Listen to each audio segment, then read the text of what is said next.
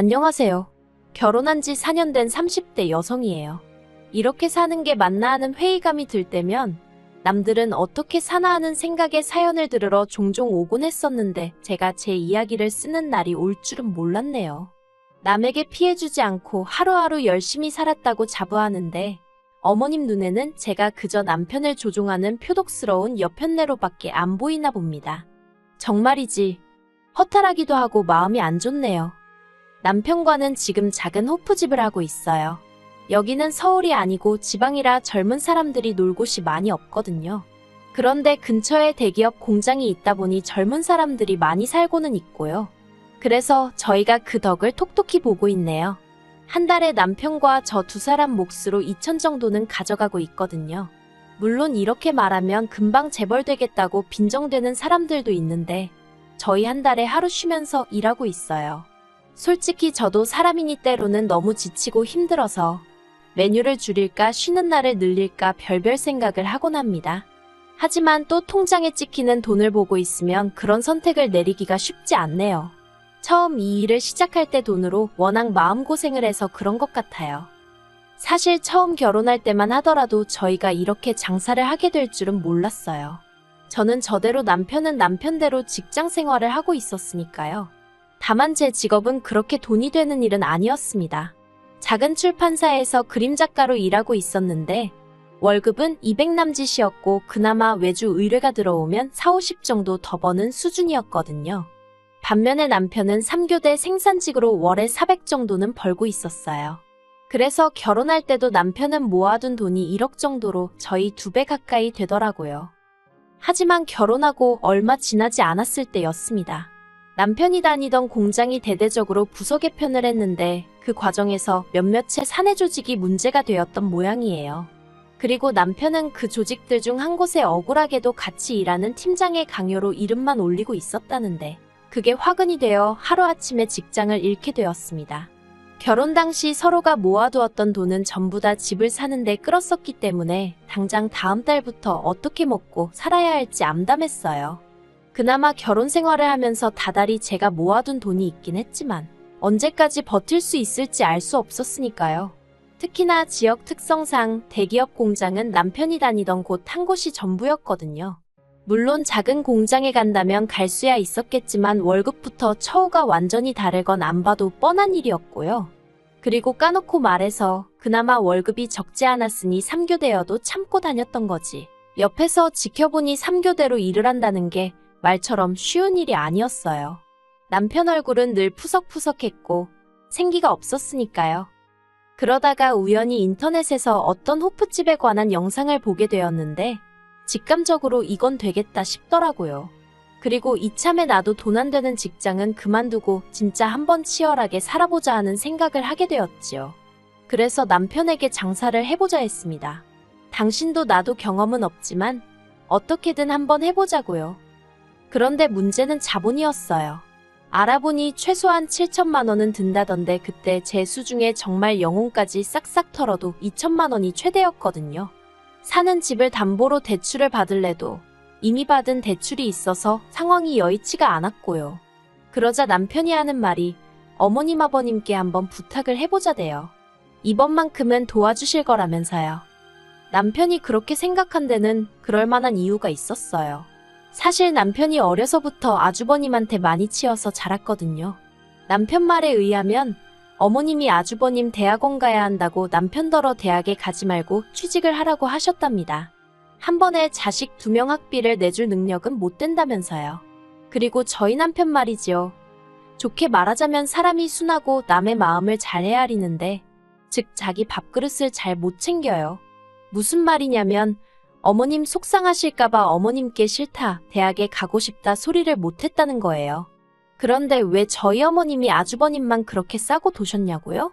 그건 아주버님이 태어나고 얼마 되지 않았을 때 크게 아프셨던 모양이에요. 시부모님 표현을 빌자면 아주 꼼짝없이 죽었구나 싶었다나요. 아무튼 그렇다 보니 어머님이 그날부터 지금까지 아주버님 일이라면 아주 열일 제쳐놓고 나서세요. 한마디로 꼼짝도 못 하시는 거지요. 그런데 대한민국이란 나라가 솔직히 대학물 안 먹은 사람이 성공하기 쉬운 곳은 아니잖아요. 한 사람의 인품이나 내면과는 상관없이 대학 간판만으로 이리저리 판단하기 일쑤니까요. 그리고 냉정하게 말해서 저 말이지요. 저는 서울에서 대학을 나오긴 했지만 그렇게 별 볼 일 있지는 않거든요.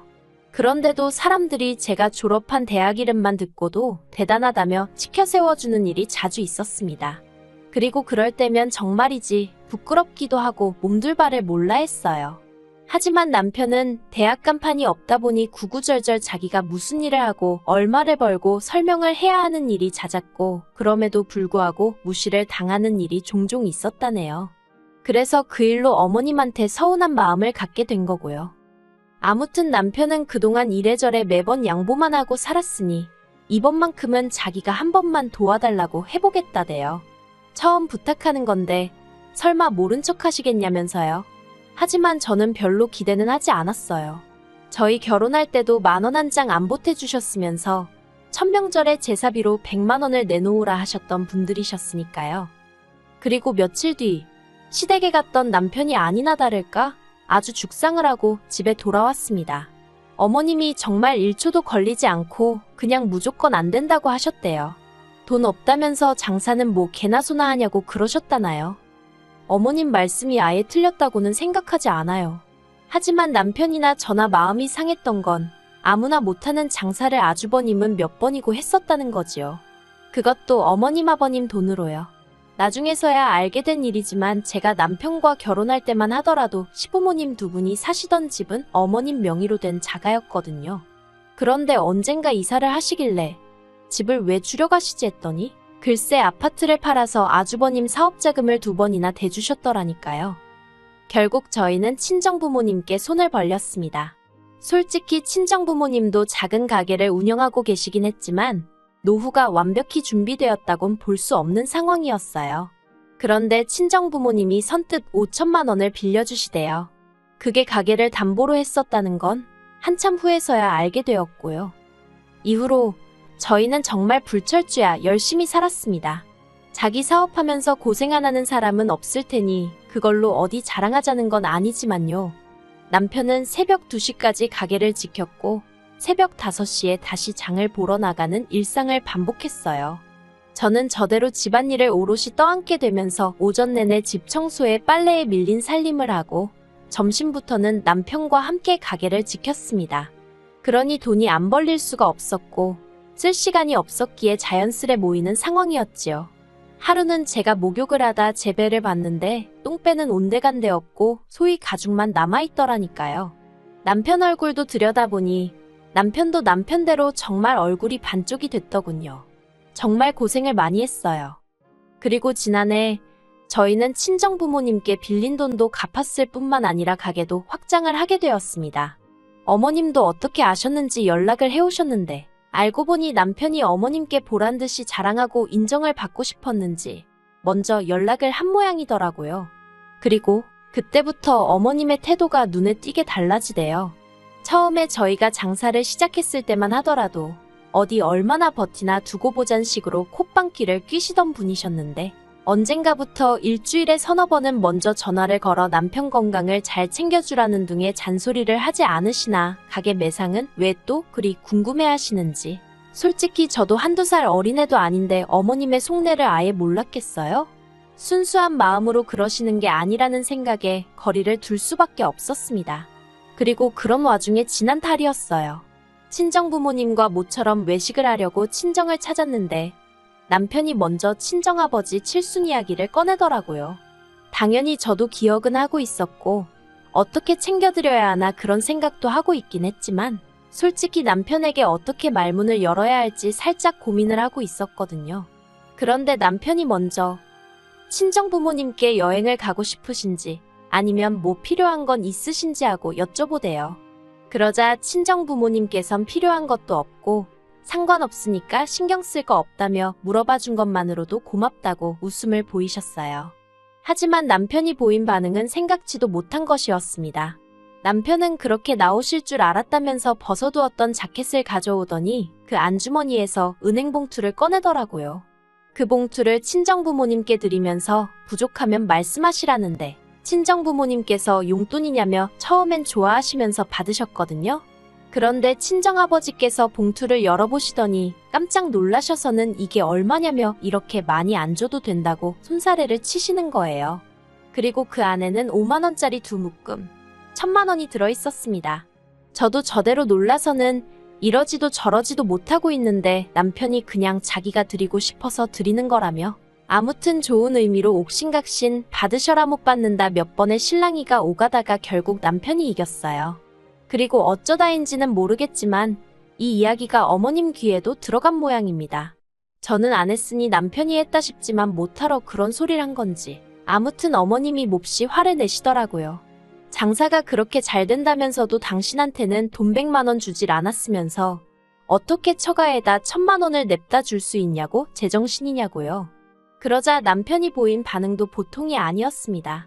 은혜를 갚은 거라면서 내가 정말 힘들다고 했을 때 어머니가 뭘 해주셨냐고 목에 핏대를 세우더라니까요.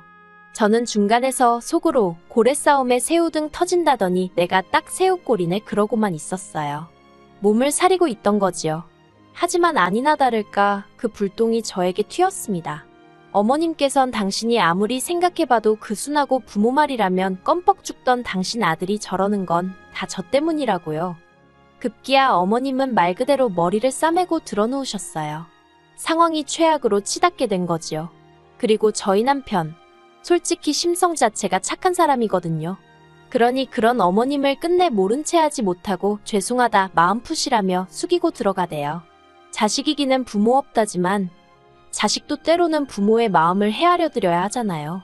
그래서 남편이 어머님을 달래드리고 하는 데 있어서 저는 불만은커녕 오히려 잘한다고 다행이라고 생각했어요.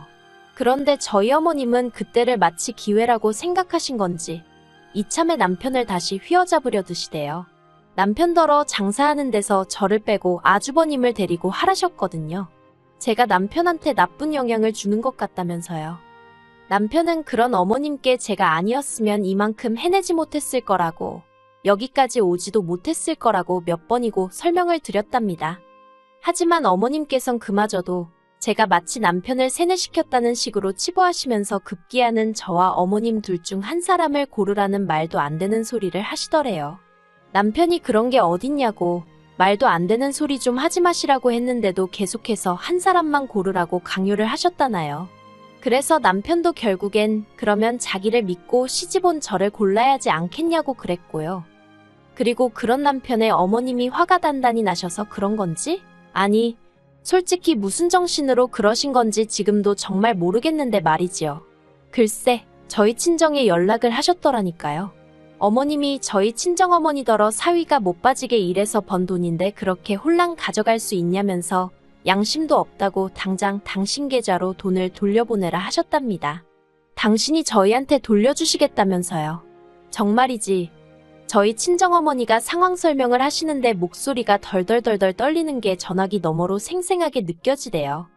친정부모님께는 어머님 말씀은 무시하시라 했지만 속에서 부글부글 화가 끓어올라서 미치겠더라고요. 그 길로 남편에게 어머님이 보이신 언행을 전했고 남편은 미안해서 어쩔 줄 몰라 했습니다. 자기도 자기 어머니가 경우가 없으신 건 알고는 있었지만 그 정도일 줄은 몰랐다면서요.